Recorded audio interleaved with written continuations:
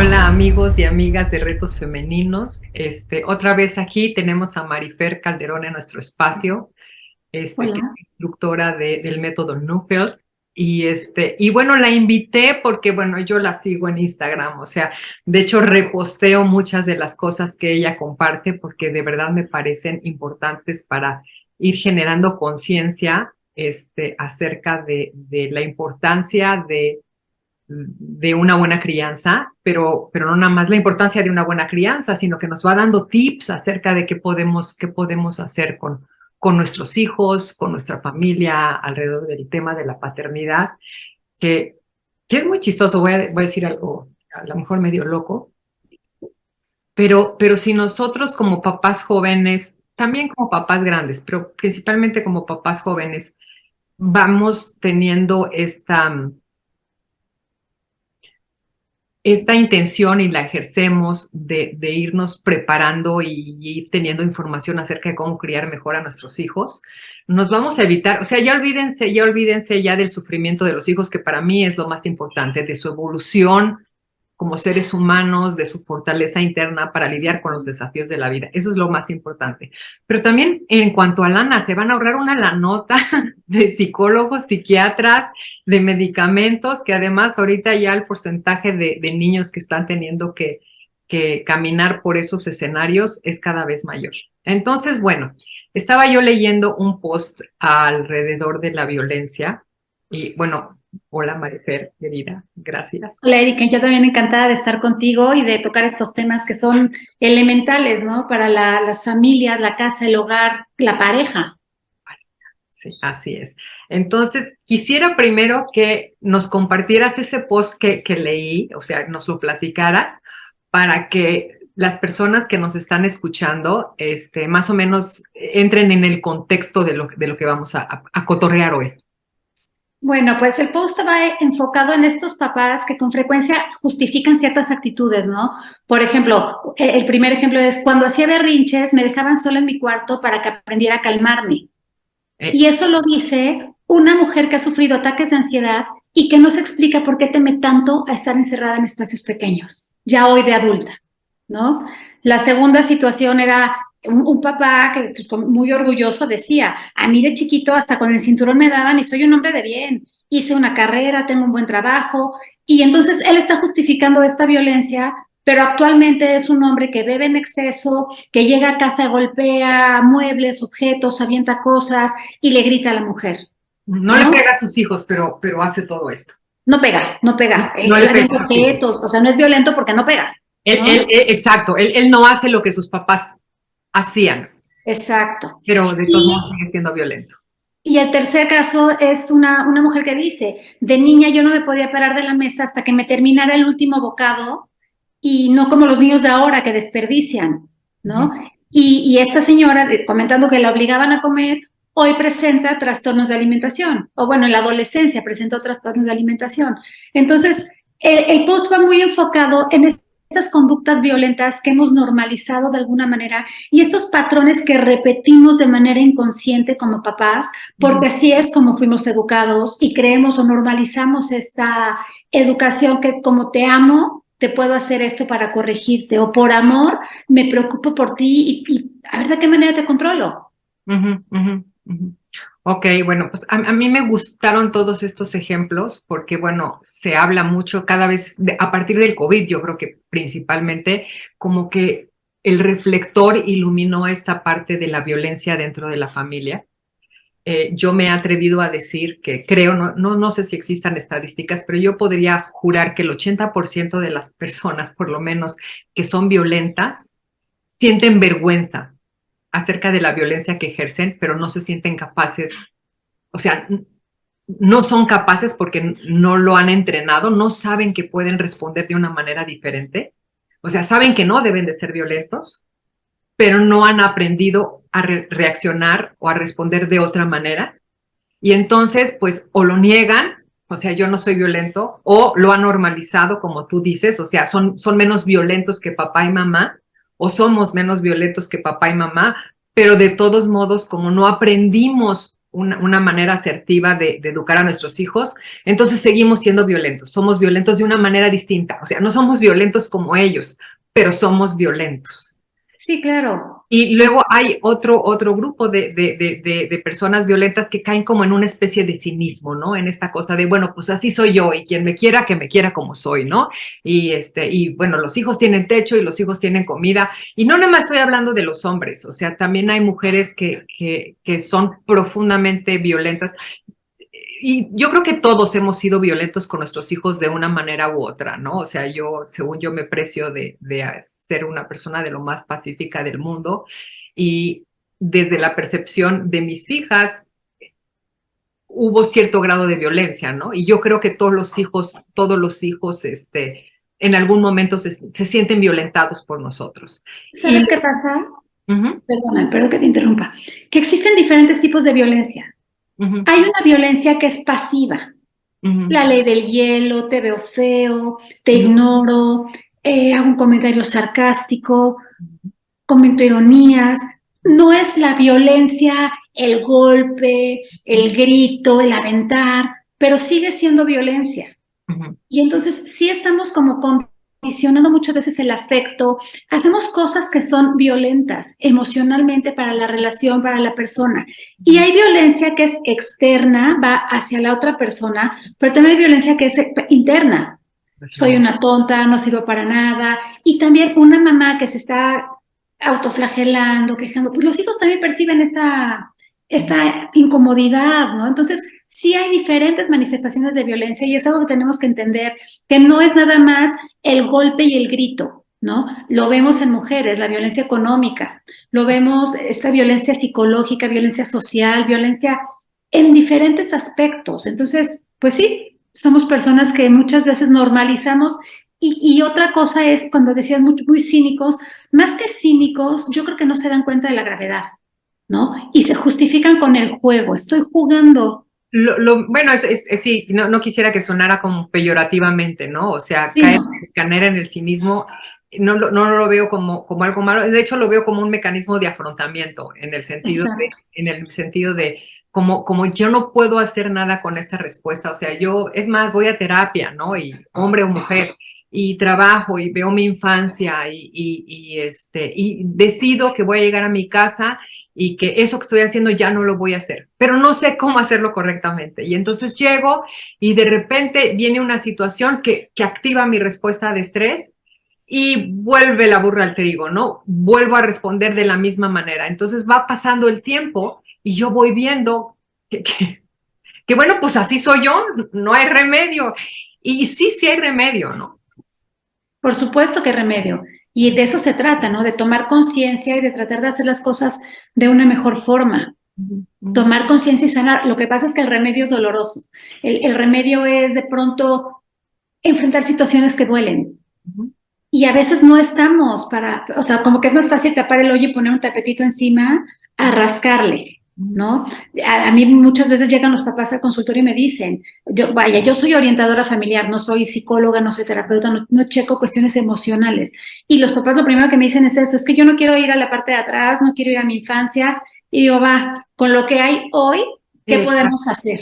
Eso es muy importante, porque además a veces ir a la parte de atrás y estarle rascando la parte de atrás es como seguir yendo a esos escenarios que siguen alimentando toda esa ansiedad y lo importante es con el resultado de humano que hay hoy, ¿cuáles son aquellas cosas que no aprendiste que están generando estos desafíos en tu vida con los que respondes de manera violenta? ¿Y cómo puedes identificar esa violencia, no? Sí, eso es lo principal. Pregunto qué detona en mí que me hace sentir esta reacción, ¿no? Porque no es que me hagas sentir una reacción, sino que me hace sentir algo que me lleva a actuar. Esa emoción es lo primero que tenemos que identificar. ¿Qué es lo que estoy sintiendo? Porque las emociones, lo hemos platicado y bueno, tú lo sabes, las emociones surgen en el sistema límbico, en la parte inconsciente, las emociones son involuntarias, inconscientes, irracionales, pero aprendemos a manejarlas o gestionarlas en la corteza prefrontal. Entonces, lo primero que necesitamos es tomar conciencia. Y bueno, lo primero es expresar la emoción, permitirnos expresarla para relacionarnos con ella y poder identificarla. Y cuando yo puedo identificar esa emoción, cuando puedo entender de dónde viene, qué es lo que siento, cómo la relaciono, probablemente sea más fácil ya en la corteza prefrontal poder gestionarla. Claro, claro. Eso que dices me gusta muchísimo. Le agregaría, parte de lo que yo hago es como ir antes de la corteza prefrontal. Porque, o sea, tú dices, es inconsciente y es muy chistoso, es fisiológico, es biológico, ¿no? O sea, viene una sensación de amenaza y yo aprendí a afrontar las cosas de alguna manera. Salgo corriendo, me congelo o violento, o sea, voy hacia afuera. Y además todo eso es muy chistoso porque son mecanismos de defensa, son mecanismos para abordar las situaciones, pero como son muy, muy instintivos, y corren muy rápido en mi fisiología. A veces respondo antes de que mi corteza prefrontal, o sea, mi cerebro de pensar, pueda hacer algo al respecto. Y entonces sí se trabaja con la corteza prefrontal, sí es importante reconocer la emoción, sí, pero también a nivel fisiológico podemos hacer cosas, ¿no? Como aprender a respirar pausadamente desde el corazón. Cuando empezamos a sentir que ya nos está llegando el agua a los aparejos, y entonces, o cuando vamos a enfrentar una situación difícil, lo que sea, en ese momento, ayudarnos fisiológicamente a que esa respuesta sea menos grande, o sea, que esa emoción sea menos poderosa, que no secuestre mi inteligencia y así poder acceder a mi inteligencia para poder resolverlo de otra manera. Quizás, y estas otras maneras no son necesariamente maneras que ya conozco, y ahí es donde el trabajo que tú haces a mí me parece maravilloso, ¿no? Que es como enseñarle a los papás, incluso conectando con este instinto, a encontrar maneras y caminos como más adecuados para enfrentar lo que sea con los hijos y acompañarlos con este aplomo, ¿no? Con esta, de esta figura de autoridad que les da seguridad en vez de que les genera pues miedo, inestabilidad, ansiedad y todas esas. Sí. Y mira, generalmente como papás, cuando hay una situación, lo primero que intentamos es querer resolverla, ¿no? Pero a veces no sabemos cómo resolverla. Y yo les digo, mira, no todo se tiene que resolver. O sea, a veces nada más hay que estar ahí para escuchar o para ver o para acompañar. No necesitamos resolver, por un lado. Y por otro lado, cuando no sepas qué hacer, no hagas nada. Date una pausa. Esto que dices tú, relájate, respira, permite que baje la intensidad de tu emoción y después intenta resolver. Pero si tú no sabes qué hacer, en lugar de reaccionar por impulso, en lugar de reaccionar porque tu cerebro te dice tienes que atenderlo ahorita.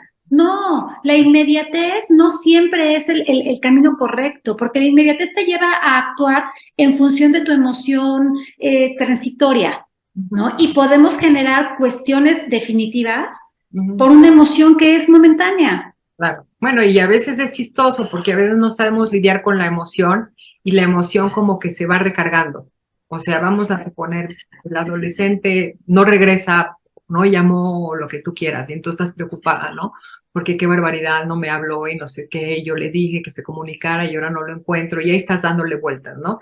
Y llega y a lo mejor dices, ahorita lo mato y entonces no, Marifer Calderón me dijo que me calmara, ¿no? Y entonces me voy a calmar. Y entonces te llega todo despreocupado y digo, condenado, pero parece que no le importa, o sea, qué barbaridad. Bueno, no, mañana hablo con él. Y entonces me levanto y se levanta tarde, o sea, pero lo tengo atorado y entonces está ahí. Y entonces es muy chistoso porque es como si un programa hablando como de computación, un programa interno se nos hubiera como atascado, atorado. Se atora. Y entonces es esta parte de aprender a gestionarnos primero a nosotros mismos.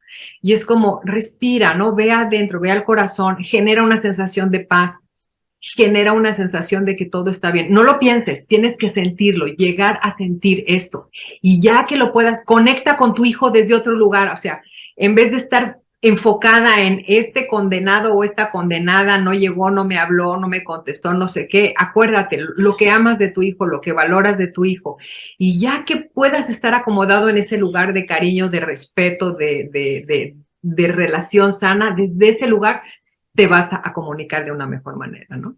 Claro, pero el problema es que nosotras estamos asumiendo que como adultos tenemos esta templanza o este balance emocional. Y la realidad es que no, que muchas veces somos adultos con un niño interno sumamente herido, sumamente lastimado. Y ahorita que hablabas del atoramiento, me viene a la mente cómo muchas veces nos atoramos, sí, en los procesos madurativos, pero también nos atoramos, ¿sabes qué? Vaya, cuando tenemos demasiadas heridas o demasiada violencia o cuando es muy constante. Tú hablabas de estos mecanismos de defensa. Claro, tenemos mecanismos de defensa, pero que funcionan momentáneamente para protegernos en ese evento. Pero cuando es un evento tras otro, cuando es un estilo de vida un constante, nos quedamos atorados en eso. Va escalando, claro.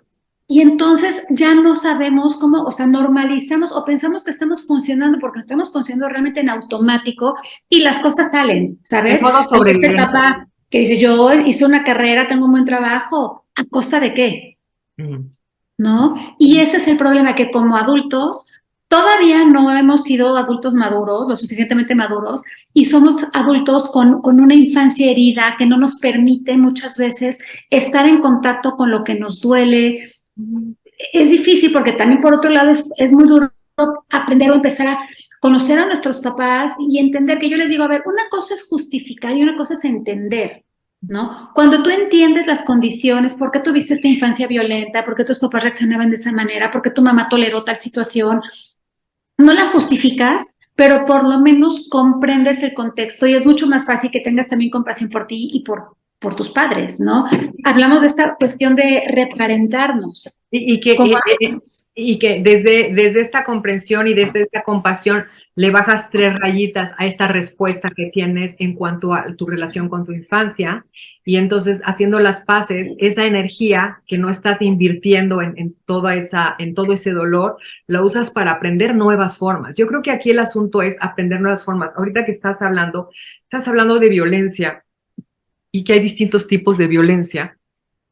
Y me estaba acordando cuando estaba haciendo la certificación en adicciones, como mi maestro, que por cierto, pronto lo vamos a entrevistar porque está por publicar un libro, nos decía que las personas que generalmente caen en adicciones, o sea, tienen una historia de violencia, de golpes, de gritos, de ausencia, de abandono en su infancia, o tienen una historia de demasiada presencia, demasiado apapacho, demasiado, o sea, mi vida no te molestes, mi vida yo te lo hago, mi vida y te lo doy, qué es lo que quieres, o sea, y lo que hablábamos de manera muy interesante es que en cualquiera de estos dos extremos, lo que sucede es que el individuo que está creciendo no está aprendiendo herramientas para afrontar el mundo. O sea, si tú estás en alarma como niño todo el tiempo, no puedes aprender. No, por supuesto que no te permite ver. Si como niño te lo resuelven todo, tampoco aprendes. Es que la sobreprotección es un tipo de violencia. Exacto, pero es bien importante, hay que, porque no se habla mucho de eso. No se habla. No se habla, o sea, y nosotros, estas generaciones que a lo mejor vivimos mucha violencia, que bueno, hay toda una historia de evolución cultural para entender esta violencia, pero nosotros ya llegamos a un punto donde, o sea, el niño era como propiedad de los papás, ¿no? Ya sabes, la niña chiquita se iba a quedar en casa, no se iba a casar porque iba a cuidar de los papás, los niños grandes trabajaban para los papás, o sea, venimos de todo eso. Y luego vienen nuestras generaciones donde ya dicen, no, a ver, hay que respetar a los chavos y tienen que estudiar y tienen que decidir su propia vida y no los podemos casar con quien nos dé la gana, tienen que hacer sus propias elecciones. Y entonces, por supuesto, todavía todos vamos en aprendizaje, ¿no? Pero nosotros todavía tuvimos estos papás medio violentones, ¿no? O sea, no tan violentos como los abuelos fueron con ellos, pero sí violentos con nosotros. Sí, por supuesto. Y nosotros, o sea, nuestra generación también es una generación de papás violentos. Es que siempre. La negligencia es una violencia.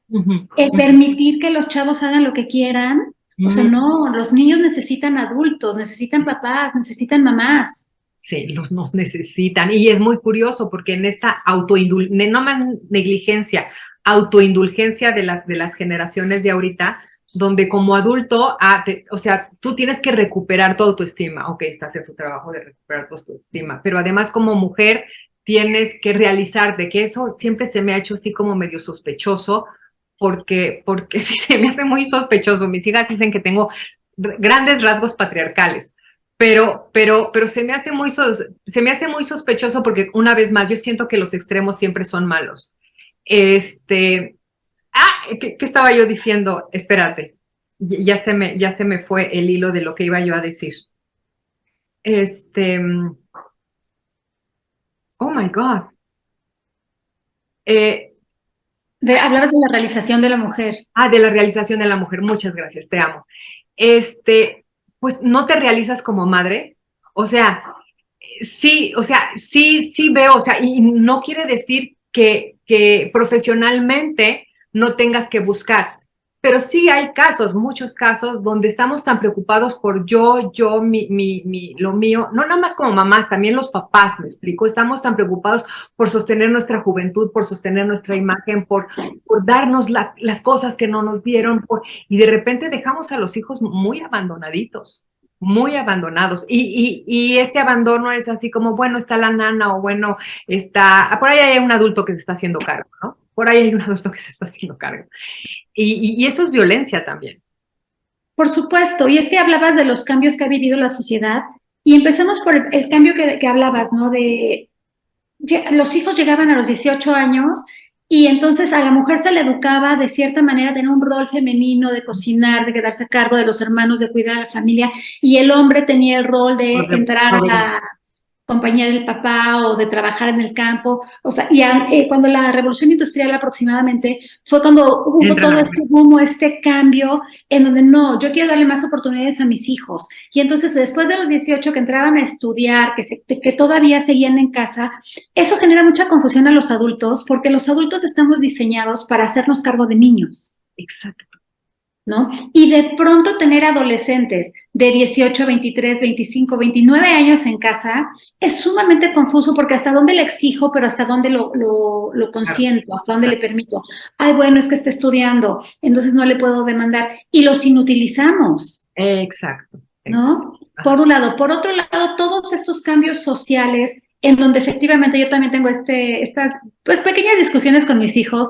Yo tengo un hombre y tengo niño y niña. Son divinas, yo los amo, yo he aprendido, yo he crecido con mis hijas muchísimo. Son encantadores, pero ¿cómo educar a un hombre y cómo educar a una mujer sin caer en estereotipos de género, pero también entendiendo que la naturaleza, yo lo que digo a mi hija es, mi amor, tú tienes un vientre, o sea, vas a poder amamantar, o sea, sí, amo y me encanta que tengas que estudies una carrera, que te formes como mujer, pero el día de mañana, si tú decides ser mamá, porque esa es otra, no cualquier persona va a ser mamá. No todas las mujeres están hechas para ser mamás, o sea, y creo que nunca nos cuestionamos esta parte de por qué tengo hijos, por qué quiero tener hijos. Uh-huh. No es por un ciclo de que ya me casé, terminé la carrera, me casé y ahora tengo hijos. Creo que hoy se están dando la oportunidad de pensarlo, de tomar decisiones mucho más racionales, pero realmente ser honesto, si tú realmente quieres ser mamá, ¿qué implica ser mamá? Porque es complicado tratar de pensar que puedes ser mamá y ejecutiva, muchos lo han logrado, sí. Uh-huh. ¿No? Pero en realidad creo que necesitas tener una red de apoyo importante, una pareja importante y saber que para todo hay momentos. Todo tiene un periodo de tiempo y los primeros años de vida, los primeros meses de vida, por más que yo quiera que mi marido o que mi mamá cuide a mi bebé, pues mi mamá ni mi marido y yo me puedo sacar la leche, pero no es lo mismo, no es la misma situación, ¿no? El bebé necesita el olor de su mamá, necesita el contacto de su mamá y es un periodo. Y hay una cosa bien interesante, o sea, siempre hablamos de que el bebé necesita de eso. Y la mamá. Sí, lo necesitamos para generar ese vínculo,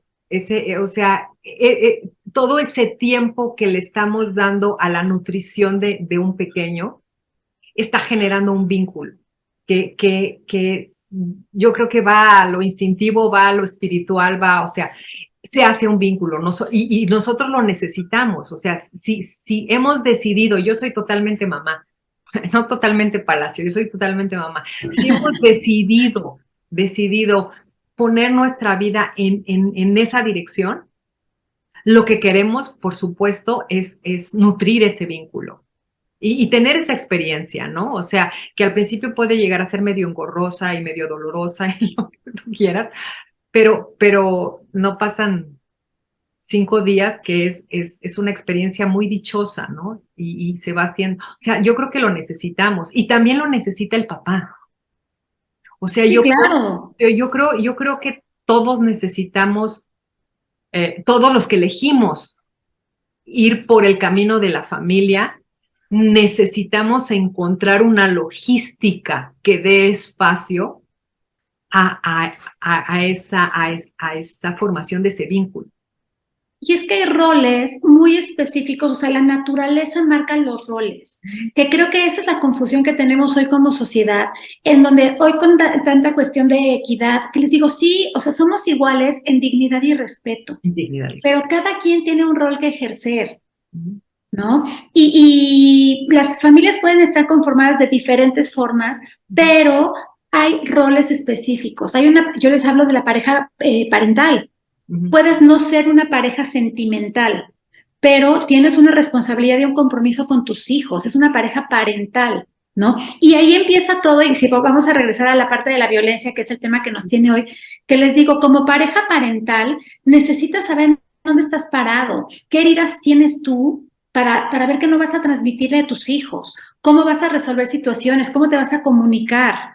Y ahí es importante, cuando hablamos de las heridas es muy chistoso porque, o sea, a mí a veces me gustaría cambiar el discurso, que por ahí iba yo cuando nos fuimos a este otro lado del bosque. Cuando estamos hablando de heridas nos enfocamos en las heridas y en realidad es que no aprendimos cosas. O sea, esa herida es algo que yo no aprendí a comunicarme con respeto. Yo no aprendí a regular mis emociones. ¿Por qué? Porque aprendí lo contrario. Pero es natural, porque justamente se habla de heridas de la infancia. El niño es un ser inmaduro que depende de sus adultos. Sí. Cuando el niño no tiene la madurez por desarrollo, por naturaleza. Sí. Cuando el niño, los adultos que se hacen cargo de él, actúan de determinada manera, es lo que confía, es lo que aprende. Ajá. ¿Quién te va a querer más que yo, que soy tu madre? Exacto, ¿no? Yo soy tu papá y voy a ver por tu beneficio, siempre veo por tu bienestar. Y entonces es eso, el niño crece con un vínculo inseguro, con un apego. Y con el aprendizaje de que esas cosas son vinculatorias. Claro, porque como me quieres me regañas. Claro, con el aprendizaje de que estas cosas son vinculatorias. Entonces, ok, sí hay que ver la herida porque hay que ver como dónde se fuga el agua, pero hay que saber con qué tapar la fuga. Sí, pero esto ya entra, esa es la responsabilidad del adulto. Y por eso hablaba, yo hace rato te mencionaba la parte bueno, hoy se llama coparenting, no es reparenting, reparentarte, ¿no? Rematernar. Y es realmente poder yo estar en contacto con mi niña interior y darle la mamá que me hubiera gustado tener, darle el papá que me hubiera gustado tener, yo sanar esas heridas que mis papás con sus recursos, buenos o malos, pobres o no, al final del día también algo que hablábamos antes de empezar la grabación es, lo hacen por amor. Claro, claro. No saben amar, o sea, desde sus condiciones precarias de maternaje, claro. Pero lo peor es eso, que ellos creen que lo están haciendo por amor. Entonces, tener esta compasión de decir, híjole, mi papá y mi mamá con sus pocos recursos hicieron esto, ¿qué me dolió? ¿Cómo lo puedo sanar? Y entonces ya hoy yo soy un adulto más responsable de mis emociones. Claro, pero además es cómo lo puedo sanar. Y cuando esta niña necesita que yo misma, o sea, esa niña Erika necesita que yo misma, Erika, mamá, cuide de mí, o sea, podría ser que yo empezara a decir, no seas tonta, o sea, qué tonta eres, ¿no? Porque así cuidaba mi mamá de mí. Claro. Tengo que aprender, o sea, yo tengo que aprender un tipo de mamá, o sea, esa mamá que yo necesitaba, no la que yo quería necesariamente, porque a lo mejor la que yo quería no era la que yo necesitaba. O sea, un tipo de mamá que realmente sea apropiada, sea fértil para el desarrollo de uno, para el bienestar. Eso yo tengo que aprenderlo, yo tengo que aprender a no decirme tonta. Claro, poner límites, es muy difícil aprender a poner límites. Ponerme límites, o sea, exacto, o sea, toda esta locura adictiva parte de una respuesta a esta forma violenta de relacionarnos. Sí, violenta, insegura, inestable, de una manera pues que te hiere, que te lastima, ¿no? Principalmente, y no sabes, a veces hasta se invalida ese sentimiento. Ay, ¿cómo crees? Si lo dije de broma, no era para tanto, ¿no? O vergüenza. El otro día yo platicando con mis hijos, mi hija comentó algo que dejó de hacer, ¿no? Y dice, es que yo dejé de hacer tal porque mi hermano se burló de mí de chiquita. Y dices, wow, o sea, sí son cosas que parece que no son fuertes, ¿no? Y entonces ya ahorita, ya de adolescente, tuvimos un trabajo, una mesa redonda, el hermano, ella, yo platicamos y se sanó, se pudo sanar esa parte y entonces ya puede hablar de algo que dejó de hacer porque el hermano un día se burló y no nos damos cuenta cómo la vergüenza, cómo la inseguridad, cómo el condicionamiento afectivo puede llegar a afectar enormemente tus relaciones intrapersonales. Claro, claro. Y además no nada más está la influencia de los papás, está la influencia de la cultura. Porque vamos, o sea, igual tú no te burlas de tus hijos, porque ¿dónde aprendió tu hijo a burlarse de? ¿Me explico? O sea, a veces aprendemos cosas que traemos a casa y necesitamos tener como este ascendente tan grande donde se entienda que nosotros somos personas respetuosas, nosotros nos comunicamos de una manera asertiva. O sea, esta parte, ahorita que hablabas de lo de género, me encantó porque a veces decimos, es que a una mujer no se le hace esto, o a una persona mayor no se le trata de esta persona, de esta manera, o no, perdóname, es la directora de la escuela, trátala con respeto. Y entonces estamos haciendo que aprendamos a ser respetuosos en función del valor de lo externo, cuando cuando el respeto es una cualidad y una capacidad que viene de adentro de, yo soy una persona respetuosa. Y como soy una persona respetuosa, voy a respetar al caballo, al anciano, al presidente, porque soy no por lo que es. Porque es un valor interno. Exacto. Y porque te inspira, ¿no? Porque a mí me encanta cuando el doctor Neufeld dice, hay una fuerza que se impone y hay una fuerza que surge de nosotros, ¿no? Cuando tú admiras, cuando tú estás vinculado con una persona, de manera natural sientes una deferencia, sientes un cariño, sientes una tolerancia por la otra persona, ¿no? Entonces, más que utilizar el rol, hay que utilizar el vínculo. Cuando alguien está vinculado a mí, cuando alguien se siente atraído por mí, tengo mucho más fuerza y mucho más energía para ejercer esta autoridad de manera cálida y cariñosa, pero firme, a diferencia que porque soy la directora o porque soy tu mamá o porque en esta casa mando yo, ¿no? Que entonces ahí entra, inspira el respeto, no lo impongas. Sí, claro, lo inspiras.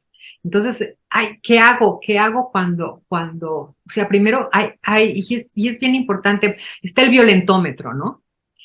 Volviendo a la violencia. Sí. Y el violentómetro me parece un dibujito muy interesante, pero parece que está, o sea, yo veo violentómetros en rosa. Es como que está dirigido a la mujer para que la mujer pueda distinguir cuando se está ejerciendo violencia sobre ella. Y yo haría una campaña del violentómetro, pero para todos, pero para que nosotros distingamos cuando estamos empezando a ejercer violencia. No cuando no cuando nos están atacando. O sea, no nada más eso, o sea, eso está muy bien, pero eso yo le agregaría, ¿cómo distingues cuando estás respondiendo de manera violenta?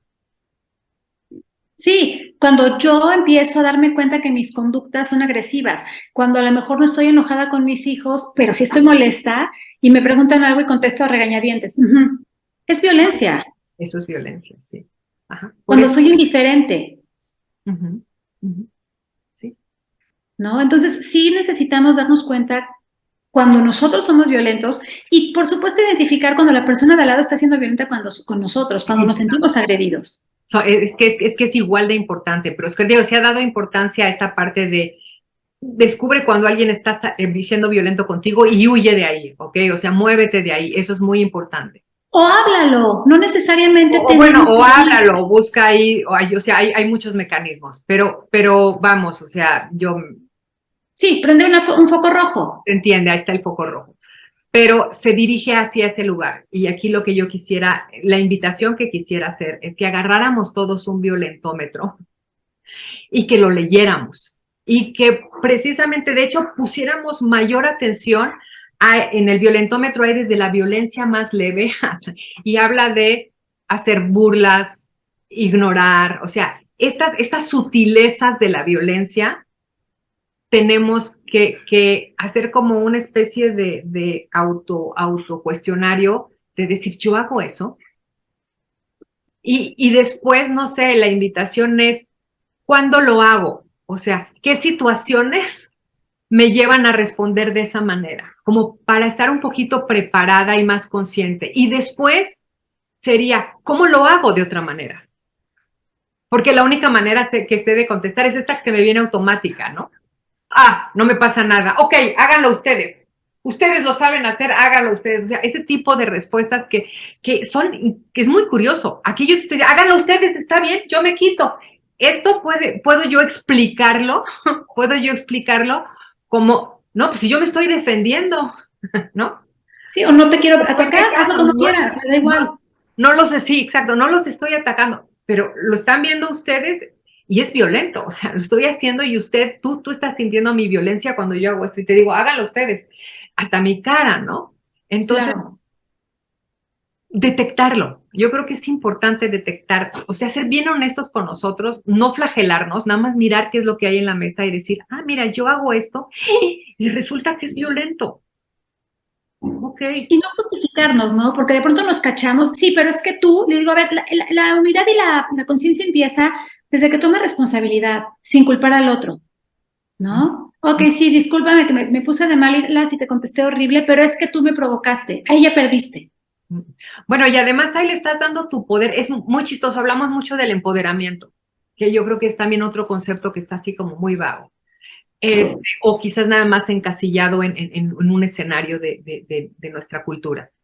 Pero si yo te digo si yo te contesto feo, porque tú me hablaste de una manera que no me gustó, entonces tú estás determinando mi estado de ánimo. Entonces yo estoy a expensas de tu estado de ánimo. Si tú me hablas bonito, yo te hablo bonito. Si tú me hablas feo, yo te hablo feo. Entonces, ¿dónde está mi poder? O sea, tú me puedes hablar feo y entonces desde quien yo soy, te voy a decir, Marifer, por favor, pero esa manera de hablar, la verdad, siento que me lastima, no me gusta. Podríamos darle un espacio y lo hablamos ya que estemos como un poquito más calmadas, por favor. Y entonces voy poniendo límites. Y por supuesto, cuando soy capaz de hacer eso, me siento poderosa, porque Sí, es tomar responsabilidad. Sí, pero nada más, o sea, muchas veces responsabilidad, no sé si suena como es tu No, responsabilidad, no, no, tomo responsabilidad de lo que siento y de mis acciones. es tu capacidad, es tu superpoder, o sea, tu superpoder es que digas, Esto no me gustó. Y sabes que tiene que ver mucho también con esta facilidad que podemos llegar a tener de tener una relación con nosotros mismos. Muchas veces, y volvemos a las heridas de la infancia, no tenemos una relación con nosotros mismos porque se nos invalidaba lo que pedíamos o lo que sentíamos. Ponte el suéter, ma, tengo calor, no, no, no, hace frío, póntelo, ¿no? Cosas tan, ay, es una tontería, no llores por eso, le ponemos diurex, ¿no? Se invalidó lo que tú sientes, creces pensando que no tienes este derecho y entonces, ¿cómo me relaciono con que no me gusta cómo me estás hablando? Siento que me faltas el respeto. claro, a eso le sumas que se validó más la calificación que te pusieron en la escuela, que a lo mejor Sí, reprobaste claro. porque hubo un problema en tu casa y llegaste muy ansioso a la escuela y por mucho que te supieras la materia, reprobaste y ahí, o sea, el valor está afuera. En psicología le llamamos locus de control externo y locus de control interno, qué palabras tan domingueras, ¿no? Pero lo que quiere decir es eso, o sea, el control de nuestra vida está afuera. Entonces tú dices, o sea, me invalidaron, eso me hirió, pero además valía más la opinión de otros acerca de mí, lo que decían mis amigos acerca de mi ropa, lo que decía mi maestro acerca de mi ropa. Y después tenemos toda esta información que viene Netflix, Instagram, no sé qué, o sea, entonces eso nos mantiene también pendientes hacia afuera. Son Claro. muchos factores que nos tienen, entonces, ¿cuándo me voy a sentar y voy a estar conmigo tranquilamente y voy a hacer contacto conmigo? Que además es muy curioso, ojo con eso, cuando hago eso, si no lo he hecho, nunca o en muchísimo tiempo me va a dar ansiedad. Es incómodo. Porque es desconocido y todo lo que es desconocido, aunque sea bueno, nos va a generar ansiedad. Entonces, yo me acuerdo una amiga que quiero muchísimo con el alma, tenía un problema ahí con su pareja y hace muchos años que estaba yo en una situación como por demás holgada, le dije, vente a México y te invito una semana a la Misión del Sol, que es un hotel maravilloso. Qué rico. Y le dije, te invito una semana a la Misión del Sol para que te sanes, para que pienses, es un lugar donde no hay televisión, donde solo hay música New Age, donde hay pura naturaleza. Y mi amiga me habló, es de Estados Unidos, y la televisión siempre está prendida en su casa. Amada me habló y me dijo, ¿por qué me haces eso? Pero me habló en la noche. Ven por mí, o sea, no lo soporto. No puedo. Estoy loca. Entonces sí, es interesante que a veces regresar a nosotros mismos puede generar mucha ansiedad, pero vale la pena pagar el precio, porque regresar a nosotros mismos es volver a anclarnos y empezar a tener la capacidad de hacer pausa y mirar lo que estoy haciendo y buscar otras maneras de responder y quizás así bajarle a mi respuesta violenta. Claro, y porque parte de la integración social, si al final lo que pretendemos es llegar a funcionar como seres en una sociedad, parte de la integración social es poder estar integrado conmigo mismo. Cuando yo puedo estar conmigo, puedo considerarme, puedo entender lo que me gusta y lo que no me gusta, voy a poder integrarme con otros. Oye, Marifer, lo que acabas de decir es fuertísimo. O sea, a ver, repítelo. O sea, lo que queremos es integrarnos a la sociedad. O sea, parte de ser adulto, Es integrarnos en la sociedad. nosotros como papás, seres adultos, es ser seres independientes, autónomos y autosuficientes, seres separados. A una sociedad. Y cuando yo soy un ser separado, me voy a poder integrar a una sociedad, a ejercer un rol determinado, a ser una persona proactiva, pero conservando mi propia esencia. Claro, si yo no tengo diferenciado quién soy yo, me voy a fusionar. Voy a imitar conductas y eso es lo que pasa, que nos fusionamos a roles en donde no me he considerado a mí, no me he tomado en cuenta a mí, y entonces sigo lo que hace el grupo. El objetivo real o el objetivo final es que yo, siendo una persona separada, en donde yo ya sé lo que me gusta y lo que no me gusta, con qué me siento cómoda, con qué de plano no le entro, qué puedo hacer por los demás, y cuando yo puedo identificar eso, puedo identificar también lo que le molesta al otro. Pero ahí está cañón, porque nadie nos enseña eso en la escuela, Marifer. Pues no. ¿Qué nos enseña? O sea, escuela. ¿Qué onda con la educación? O sea, porque ahorita que lo dices, o sea, lo más importante para que yo forme parte de la sociedad es que mantenga y que nutra este contacto con lo más profundo de mí mismo, con mis valores, con mi esencia. Eso es lo más importante. A partir de ahí puedo construir lo que quiera. Pero nadie me ayuda a hacer eso ni en la escuela ni en la casa, porque papá y mamá nadie les enseñó y no saben, también están tan perdidos como yo o más.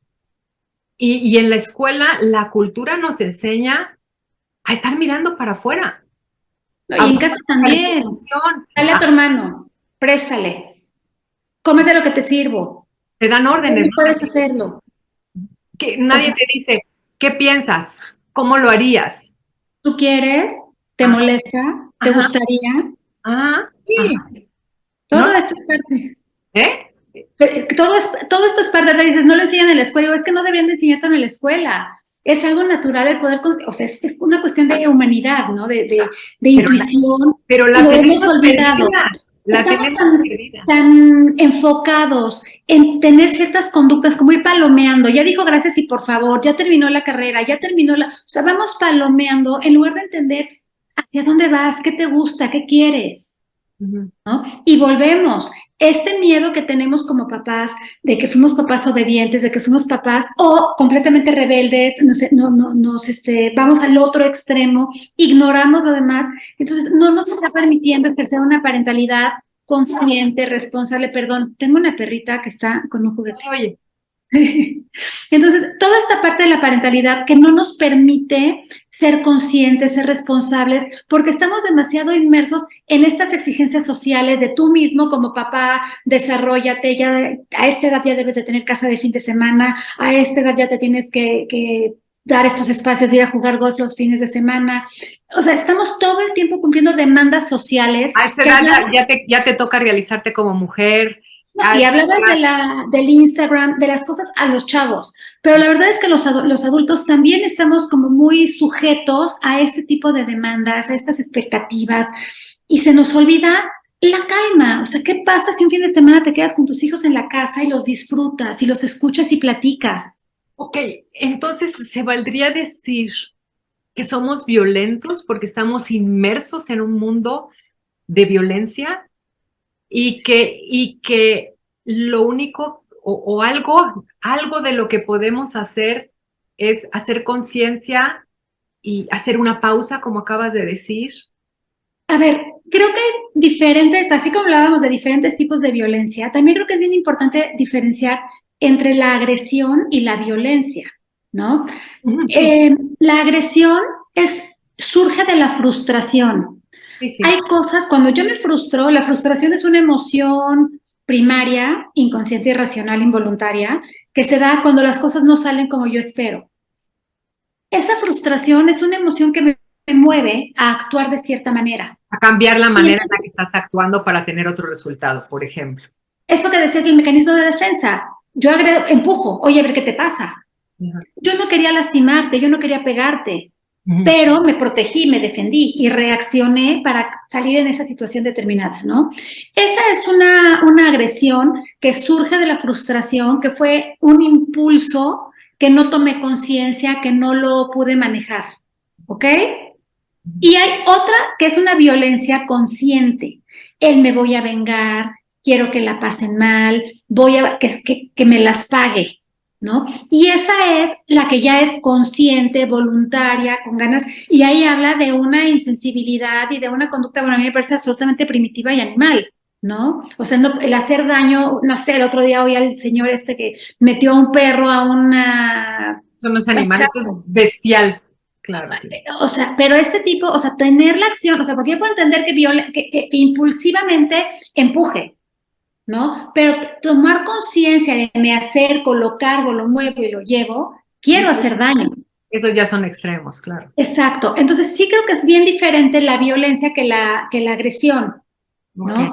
Son dos cosas, una es consciente, voluntaria, y la otra es impulsiva, que también podemos aprender a manejarla, que también necesitamos aprender a controlarla, ¿no? Porque dices, oye, todos nos frustramos porque no todos golpeamos o no todos vamos por la vida gritoneando. Exacto, ese es como nuestro reto como seres humanos, ¿no? Lo que nos hace humanos precisamente es desarrollar la capacidad de regular estas respuestas instintivas que nos harían reaccionar diferente a como reaccionaría un animal.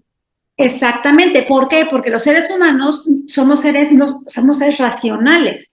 Tenemos esta corteza prefrontal desarrollada en donde necesitamos pasar por un proceso de maduración con ciertos pasos para llegar a un equilibrio o un balance emocional. Y entonces, ¿cuáles serían estos pasos? Por supuesto, hablábamos hace rato de lo primero es poder expresar la emoción. Te voy a poner un ejemplo. Yo la semana pasada, bueno, hace como 15 días, me pegaron en el coche, me chocaron, ¿no?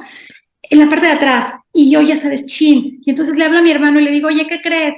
Me acaban de chocar. Y mi hermano me dice, ¿qué crees? No pagué tu seguro. Y yo, ok, pero ahí de repente me puse a llorar, pero yo lloraba, ¿no? Y de repente llega el señor que me chocó, señora, ¿está usted bien? Y yo lloré y lloré, le dije, sí, estoy bien, no se preocupe. En ese momento caí en cuenta que yo estaba triste, o sea, justo cuando lloré, me di cuenta que yo estaba triste porque mi papá murió hace 4 meses y mi papá es el que pagaba mi seguro. Entonces, yo no me había dado cuenta de eso. Ahí habla de cómo la primer ley de las emociones es poder expresarlas. Cuando yo pude llorar, el pretexto fue el golpe. El pretexto fue la situación del choque. El golpe te llevó a hacer las asociaciones. Entonces yo pude llorarlo y ahí me di cuenta, y es la segunda ley de las emociones. tomé conciencia de lo que estaba sintiendo. Lo que siento es tristeza. Claro que ahí vino la tristeza acompañada de una frustración absoluta por no haber pagado el seguro, ya sabes, ¿no? Mil cosas y te vas desquitando. Pero entonces la segunda ley de las emociones es, la primera la expreso, la segunda tomo conciencia de ella y la tercera es, la trato de equilibrar, la balanceo. Entonces sí volteo con el Señor, le dije, Señor, gracias, no se preocupen, no es con usted, yo tengo un problema, o sea, lloro por otra cosa, ya me bajé, ya solucioné. Pero entonces todo este proceso, ahorita te lo digo muy fácil y en esa secuencia de eventos, a lo mejor hoy lo puedo ejemplificar muy claro porque tengo la conciencia de la información, ¿no? Que digo, toda la parte intuitiva que podemos llegar a tener, la nutrimos con información, con conocimiento, con experiencias, ¿no? Entonces, las emociones podemos aprender a gestionarlas si nos damos espacio para expresarlas, que hoy por hoy no permitimos. Cuando un niño es grosero contigo, cuando un hijo a mí no me pegas, ¿qué te pasa? Y te comportas de tal manera, reprimimos la emoción. Un niño que tiene una emoción reprimida no la puede sentir. Si yo no siento la emoción, no me puedo hacer consciente de ella. ¿Qué es lo que estoy sintiendo? ¿Cómo voy a gestionar algo que no me he dado cuenta que lo tengo? Y ya la tercera es llegar a un equilibrio y un balance. Claro, nada más tengo una incomodidad que me lleva a responder otra vez desde los mecanismos de defensa que pueden ser violentos, o me lleva a responder huyendo, o sea, o atacan siendo violento, o huyendo, que sería, o evadiéndome, que sería a través de adicciones, que puede ser desde el trabajo o la televisión hasta una droga, ¿no? Claro, las compras, el ejercicio, Entonces, y que nos vamos con lo sano. la violencia no es hacia lo externo, es como una forma de violencia hacia adentro. Porque cuando yo estoy, sí, o sea, cuando yo estoy tratando de evadir una emoción, el dolor, porque siempre abajo de cualquier adicción, lo que hay es un dolor.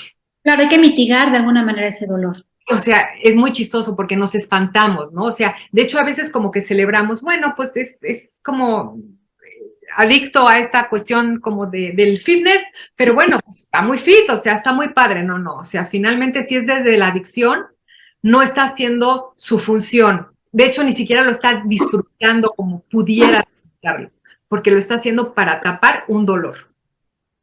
Entonces esa es una violencia que ejercemos hacia nosotros. Podemos estar aplaudiendo el estilo de adicción, es workaholic, pues qué maravilloso. Es igual que si, al final, la causa es la misma que si fueras cocainómano o alcohólico. O sea, la causa y el efecto. Y el efecto. O sea, la causa que está originada para mitigar un dolor emocional. Y el efecto que se segregan sustancias en mi cerebro que me adormecen, mitigan este dolor. Entonces, sí, curiosamente yo lo veo, ¿no? Que de pronto nos vamos con que, ay, bueno, es comida, o es ejercicio, o es la tele. Sigue siendo una adicción. Y es muy curioso, ese dolor tiene que ver con algo que no he resuelto, que no he aprendido a manejar de manera apropiada, que no lo voy a resolver en el pasado.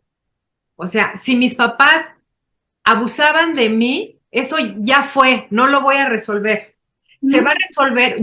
Lo que sucede es que cada vez que alguien pretende abusar de mí, vuelvo a ese mismo dolor y respondo con agresión o huyendo o haciéndome o evadiendo, sí. o congelando. Entonces, cuando yo respondo de esas tres maneras, es porque no he aprendido a responder de una manera adecuada. Cuando de ese dolor originario yo aprendo a poner un límite y entonces alguien me dice, no, mira, o sea, ok, te invitaron a esta reunión y no sabes si quieres ir porque está esta persona, puedes ir. Y si no te sientes bien, puedes decir, me tengo que ir. Te estoy hablando de una cuestión que a mí me pasó, o sea, fue muy curioso, ya hace 10 años, o sea, y entonces le hablé a mi terapeuta y le dije, es que me dijeron que fuera, no, que hace casi como 20, que fuera, me dijeron que fuera y entonces no sé, porque entonces los niños me están esperando, pero, o sea, no eran mis hijos, pero eran otros niños, me están esperando, pero entonces esta otra persona me dijo, ve, y si no te sientes cómoda, entonces dices que te tienes que ir y yo, ¿de verdad se puede? ¿De verdad se puede? Es eso. Entonces, no puedo No puedo quitar la violencia que tuve de infancia y no puedo borrar el hecho de que a esa edad y de ese tamañito no pude poner un límite. Eso no lo puedo cambiar. Lo que sí puedo cambiar es que primero darme cuenta que cada vez que tengo que poner un límite respondo de la misma manera que cuando era niño y que tengo que aprender una habilidad, que es la habilidad de poner límites. Y que eso sí está en mi poder y que cuando yo aprenda a poner límites, entonces lo del pasado me va a dejar de doler. Sí. Ahí es donde lo trasciendo. No lo trasciendo hablando del pasado, lo trasciendo aprendiendo la habilidad que no aprendí, aprendiendo a fortalecerme en ese lugar donde me agarraron de bilucho porque pues estaba yo chiquitín y entonces voy teniendo y ahí voy sanando esa violencia y por supuesto al aprender una nueva forma ya no respondo con la misma violencia o con una variación de la violencia de mis padres o de la sociedad y entonces estoy creando como una nueva cultura, generaciones más sanas, ¿no? Por supuesto, es relación conmigo mismo. ¿Cómo me siento conmigo? ¿Qué no quiero tolerar? ¿Qué me está lastimando? ¿Qué me hace sentir bien?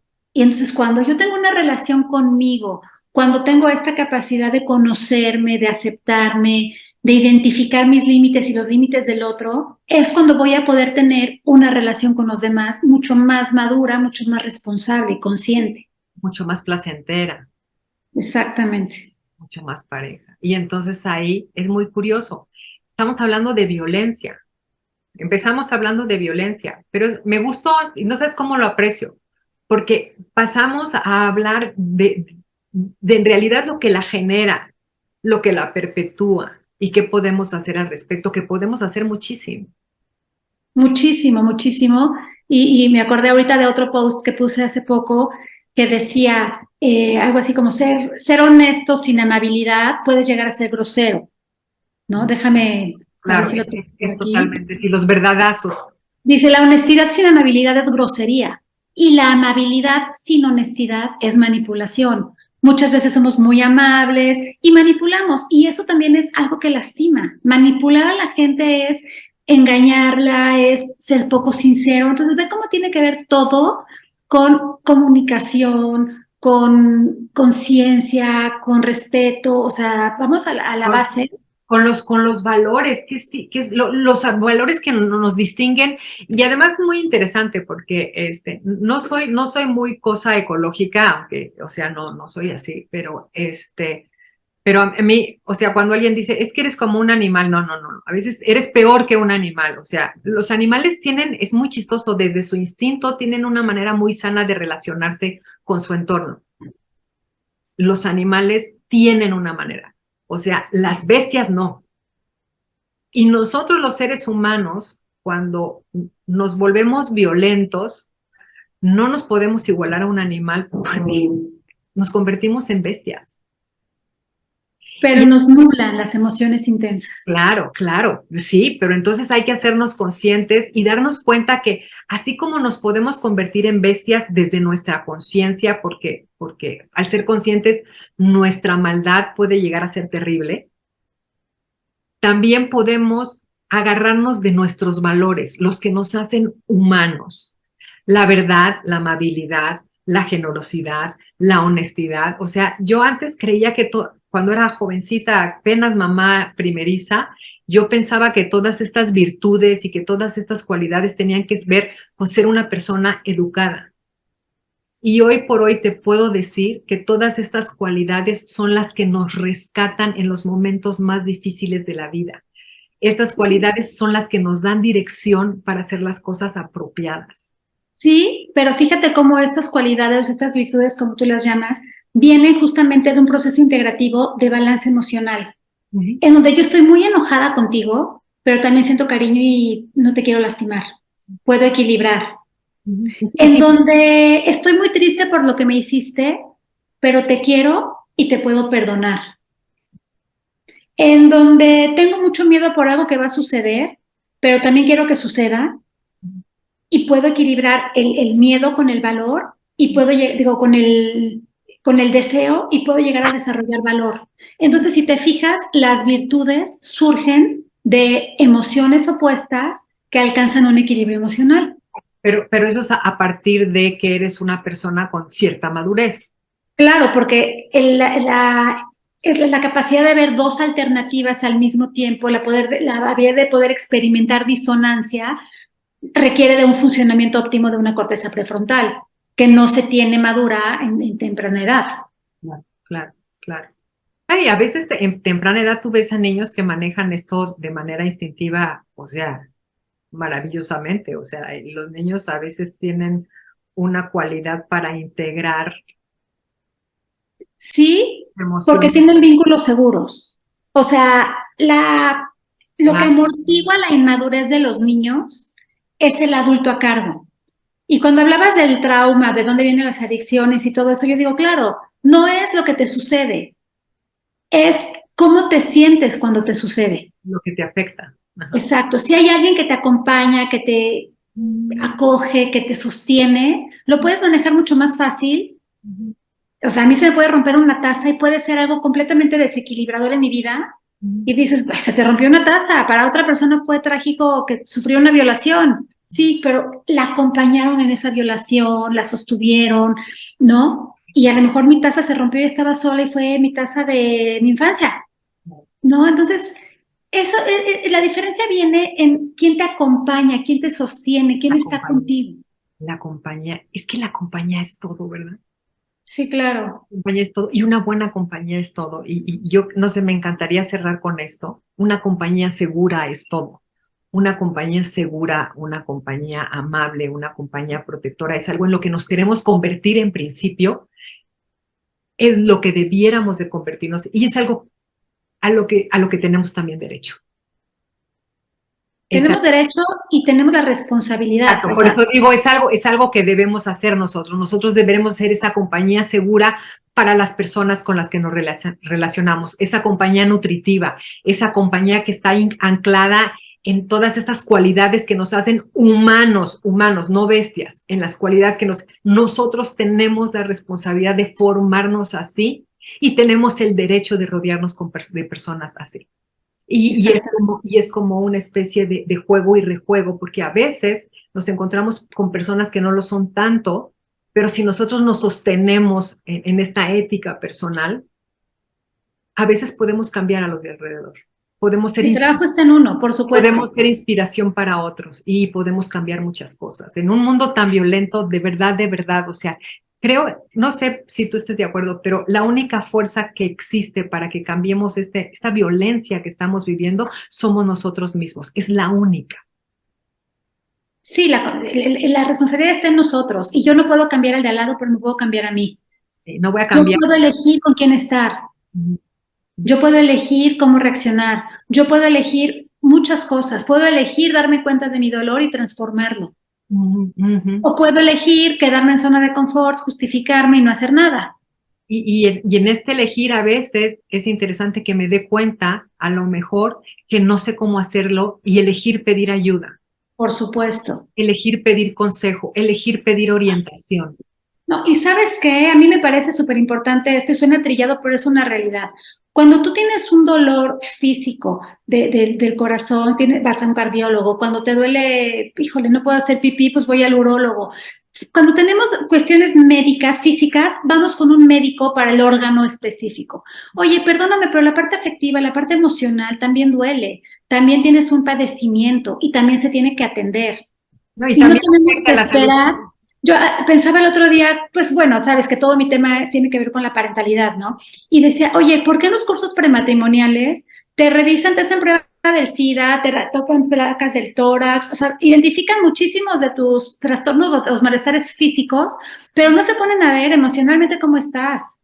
O sea, yo me encantaría ser multiarchimillonaria y o sea, no sé, hey, si hay alguien que conozca, ¿cómo se llaman estas fundaciones que ayuden a estas cosas? O sea, hace falta hacer como campañas precisamente para ir promoviendo precisamente que en estas cuestiones prematrimoniales se dé cierta orientación alrededor de cómo voy, o sea, una especie de examen de cómo me vinculo y qué tengo que aprender para vincularme mejor con mi pareja en un principio y después por supuesto, con mis hijos y que te den información de a dónde puedes acudir a tener ayuda, pero siempre de la misma manera que otra cosa, o sea, por el amor de Dios, la educación, o sea, las escuelas tienen que ya integrar un programa de educación emocional para los maestros en primer lugar. Estoy trabajando, ya, ahora sí nos alargamos. Qué feliz. No lo echamos. Estoy trabajando con unos maestros en Chile, Santiago. Wow. Y estamos trabajando todo este programa de regulación emocional y llegan muy emocionados porque dicen, y entonces el niño se puso muy mal y entonces yo no respondí poniéndome mal también, sino que me calmé, me tranquilicé y entonces acompañé al niño y bueno, finalmente no salí tan desgastada, no sé si lo hice perfecto, pero sí lo hice diferente y sí lo hice mejor. Y entonces los maestros y los papás y las escuelas, o sea, crear una cultura de educación emocional es de primera necesidad. Hay que alguien nos oiga, por el amor de Dios. Es que, ¿sabes qué? Se habla muchísimo de emociones, de inteligencia emocional, de gestión de emociones, y no se entiende realmente de dónde vienen, cómo surgen, qué se da. Y eso es bien importante entenderlo, pero creo que, Erika, tenemos tema para otro día, tenemos muchísimo que hacer, porque a las dos nos apasiona todo esto, y yo feliz de participar contigo en el proyecto que la fundación nos invite. Sí, que nos invite una fundación, oigan, estamos aquí, dicen que el que toca, al toca le abren y que el que pide le dan. O sea, y nada querría más, yo no nada querría más que hacer algo, porque ya sí me podría ir en paz de la vida, créeme, o sea, ya hice todas mis tareas, lo que más me importa es precisamente es poner un granito de arena, y yo sé que a ti también te importa, o sea, estamos en el mismo lugar, nos vamos a seguir viendo. Yo creo que a esta sección le voy a cambiar lo del corazón y voy a poner algo de los niños, que además en retos creo que no hay nada específico para niños, para adolescentes, para papás. Y me he estado enfocando mucho en eso, entonces, que en realidad es mi tema. El corazón, la regulación emocional y, por supuesto, las familias, porque ahí es donde empieza. Es la base de la sociedad, por supuesto. Te amo. Yo feliz, muchas gracias por la invitación y tenemos temas pendientes. Órale, pues, te veo pronto. Besos. Nos vemos pronto. Bye. Bueno, gracias por oírnos hasta el final. Bye.